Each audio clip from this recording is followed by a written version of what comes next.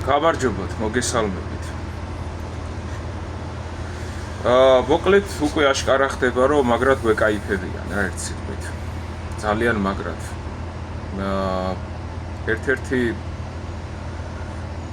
დეპუტატი მე მგონი თუ ვიღაც თავრობის წარმომადგენელი იყო გამოსული და ირონიით ხალხო ამ მიწებს ზურგზე არ მოიკიდებენ. არაფერი რაღაც ირონია შეპარული ტექსტებით ხალხს უხსნიან რომ ამ მიწებს ეს ხალხი ზურგზე არ მოიკიდებენ. მე ბატონმა ირაკლი ღარიბაშვილმა რო გითხრა რომ ამ ადამიანებს ჩვენო ცხოვრების უფლებას არ ვაძლევთ, ბინადრობის უფლება არ ექნებათ. რატო გვეღადაოდით ესე აღვიხსენეთ? აი, აღვიხსენეთ, რატო გვეღადაოდით ესე რა, просто აღვიხსენეთ რა. ანუ ჩვენ ახლა ხალხმა ადამიანებმა უნდა დავიჯეროთ, რომ ეს არაბები რო იყიდიან აქ 100,000-ის ქონებას, 150,000-ის ქონებას და რავი მილიონობით ქონებებს რო იყიდიან, ის ხალხი, რავი, აი ჰაერში იყიდის ამას, ტრუხაზე იყიდიან და რა ქონება ექნებათ პროსტა და всё, ეგ არის პრინციპი.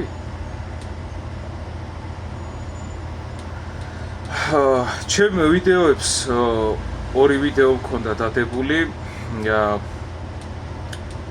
გამოხმაურებები ძალიან ბევრი მოყვა და მადლობას ყველას, ვინც დამილაიკა და დადებითად შეაფასა ჩემი გულისკივი რა. იმიტომ რომ ვფიქრობ, რომ ეს ყველასთვის დიდი პრობლემა არის და ბევრმაც დაწერა, რომ ბევრი სათქმელი თქვი და ჩემი სათქმელი თქვი. ბევრი ხალხი კითხულობს რა არის ამაში გამოსავალი, აი როგორ თავარი ეგ არის როგორ. გამოსავლის ძიება ამ დონემდე რომ მივდივართ უკვე ძალიან ძნელი არის რა. მაგრამ გამოსავალი ყოველთვის არსებობდა, ყოველთვის იარსებებს. მე პირადად მიმაჩნია გამოსავლის ძიება იმ მოცემულ სიტუაციაში, როცა ქართველი ერი გაერთიანდება ერთ კონკრეტულ პრობლემასთან დაკავშირებით. და კაკრას გამოსავლის საძიებო დროც და ამ გაერთიანების დროც ისე არის მოსული ჩვენს ახლოს, რომ ადამიანები უნდა გაერთიანდნენ. ამაზე საუბარი უნდა იყოს, პრობლემად უნდა დაუვიდეს ყველა ადამიანს. 20-25 წლის ბიჭებს, ქალებს ოჯახში. სკოლის ბავშვებს და მოსწავლეებს ვერ მოკითხავ მაგ პრობლემის გაანალიზებას და ასე შემდეგ, მაგრამ რატომაც არა კაცო იმ ადამიანებმაც, ბავშვებმაც იფიქრონ ამაზე. იმ დონეზე უნდა დავიდეს ეს პრობლემა, რომ ერი გაერთიანდეს. ერში იგულისხმებიან თუნდაც იმ ოპოზიციაში ყოფი ადამიანები, რომლებიც ქართულად მოაზროვნე ხალხი არის, ქართველები არიან და იმდენად გაბრაზებულები არიან ამ თავრობაზე და ამ ხელისუფლებაზე, რომ სხვა გამოსავალი რო არ დარჩათ და რომ წავიდნენ ან ლიბერალებთან, ან იმერთან, ან ხაზარაძეებთან და ან ვიღაცებთან, რომ სადმე ვინც აკრიტიკებდა იმათ გვერდში რომ დამდგარიყო. აი ეს ხაზარაძეები, ნაციონალები და ეს ლიდერები ახლოს მოსაშვებები არ არიან საერთოდ ამ ხალხთან.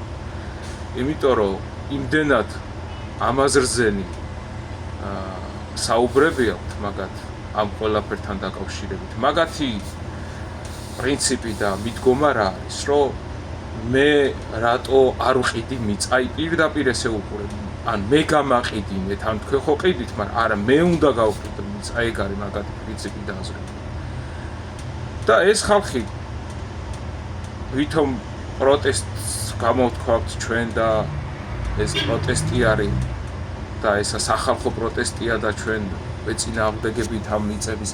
არა, ეს მაგათი პრინციპი და მაგათი ხაზი არის, რომ ჩვენ უნდა გავყიდოთ ეს მიწა. თქვენ რატო ხართ ხელისუფლები, თქვენ რატო ყიდით ჩვენც უნდა გავიჩნდოთ მაგის წინში. არ არიან ეროვნულად მოაზროვნე ხალხი, არ შეცდეს არავინ, არც ლიბერასტების გაერთიანებაში და არ მივიდნენ მაგათ აქციებზე და მაგათ იმეებზე. რა თქმა უნდა, იმ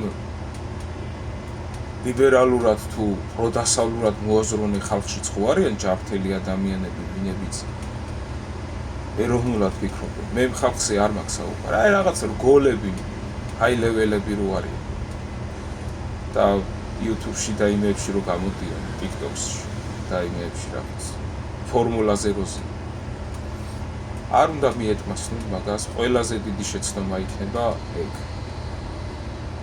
იმიტომ რომ გამარგინალება მოხდება ამ აქციების, ამ პროტესტის, ამ ხალხის მუხტის და მიწებება მოხდება, რომ აი ნაცები აპროტესტებენ ამას და ნაცებს გვერდში როგორ დაუდგენ. აქ ჩემის აზრით პირველ რიგში მიმაჩნია იმ კატეგორია ხალხს უნდა დაუდგეთ გვერდში, ვინც ამაზე საუბრობთ. და ყოველთვის რო საუბრობენ, ყოველთვის რო ამაზე ხმაურობენ. ესენი კონსერვატორები არიან, იყვნენ და ეს ხალხი იქნება. ეს ხალხი მე ამ ხალხის მჯერა, იმიტომ მჯერა რომ ერთხელ არ გადაობიჯებიათ ნაბიჯი და სადღაც თავიანთ აზრი შეუცვლია. ერთხელ არ გაუკეთებიათ ესეთი რამე. შაბლონურად რაც გაწერილი, რა პრობლემასაც ხედავ ყოველთვის იმას მოგწონს. მე მგონია რომ აი ეს ხალხი არის ის კატეგორია, ვის ქვეშაც უნდა გაერთიანდეს ეროვნულად მოაზროვნე ქართველი ხალხი. ეროვნულად მოაზროვნე ქართველი ხალხი. ყველაზე მეორე დიდი უბედურება არის საპატრიარქოს დუმილი. გაგვაგებინეთ სასულიერო პირები. თქვენც ხო არა გაქვთ რამე წვლილი ამ საკითხთან დაკავშირებით, იმ მიწების გასხვისებასთან დაკავშირებით. რატო ხართ ჩუმად? რატო უწყობთ ხელს ამ ქვეყნის დანგრევას, დაშლას? მაშინ რატო იღებთ ხმას, როცა უკვე ხალხის დიდი მასა უკვე რო ძალიან როყობს? მანამდე ხმას რატო არავინ არ იღებთ? ძალიან დიდი კითხვის ნიშნები დგას თქვენზეც და პატრიარქმა თქვა თვითონ მიწები არ უნდა გასხვისდეს. არის რაღაცეები, რისი დაკანონებაც, კანონში მიღებას არ შეიძლება და მიწების გასხვისება.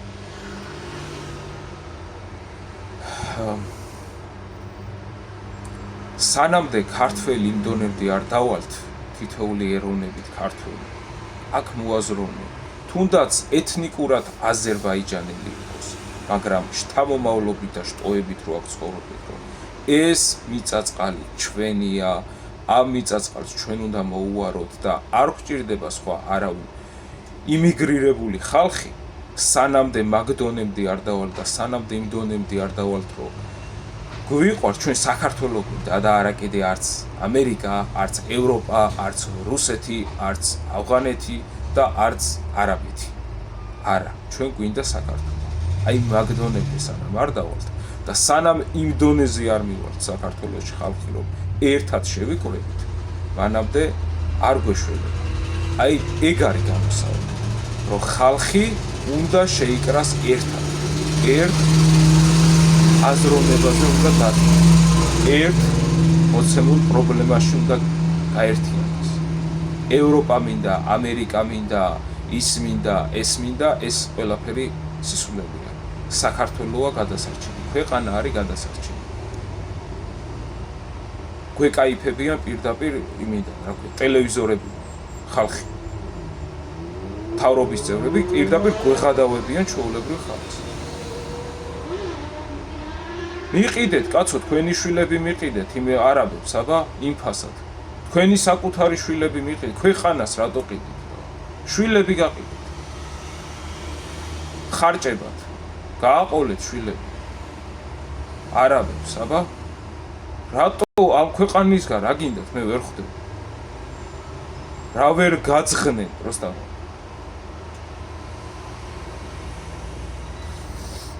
ასე რომ მიმაჩნია, რომ სანამდე საქართველოში არ დავა რიგით მოქალაქემდე ის პრობლემა, რომ საქართველო იყიდება და საქართველოს ძალიან დიდი სუვერენიტეტული საფრთხეები მიუქრება, მანამდე არაფერი არ გვეშველება რა. არავის ეგონოს, რომ ეს არაბები აქ ამას მორჩებიან. ამ ემარის წარმომადგენელი ვიღაცა, რავი ეს ინვესტორი. იმედთან საუბარშიც ის ახსენა, წყალიც კი ახსენა.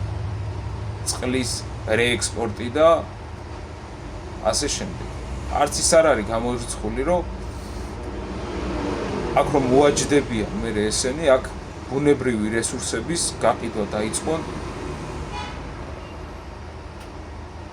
ისეთ ქვეყნებში, სადაც წყლის დეფიციტია, წყლის დეფიციტია. არ არის გამორიცხული და ამ ყველაფერს მოაჯდებიან ეგრე. და ჩვენ ვიქნებით მაგათი მონები საბოლოო ჯამში. არ არის არაბიზაცია. აბა რა ჩემი ფეხები არის გამარგვლით. არაბიზაცია აბა რა ჯანდაბაა მითხარ. ნუ უსმეთ ვიღაცა იქ გრეჩი ხებს და იმებს ხანინდრავებს რა. მაგათ ფული აქვს აღებული საერთოდ ფეხზე კიდიოთ ყველა. აი ეს არის ჩემი პოზიცია, რომ საქართველოში ქართველი ხალხი სანამ არ გავერთიანდებით, სხვა არა აქვს მნიშვნელობა ვინ იქნება და რა იქნება. მანამდე არაფერი გვიშველება. აბა კარგად.